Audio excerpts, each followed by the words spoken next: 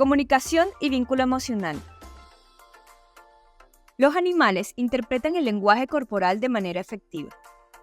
Mantén una postura tranquila y una voz suave para transmitir calma y confianza a tu mascota. Pasar tiempo de calidad juntos es fundamental.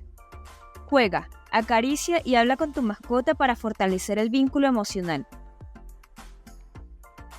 Prueba ejercicios sencillos como juegos de buscar y trucos básicos para construir la confianza mutua y el afecto.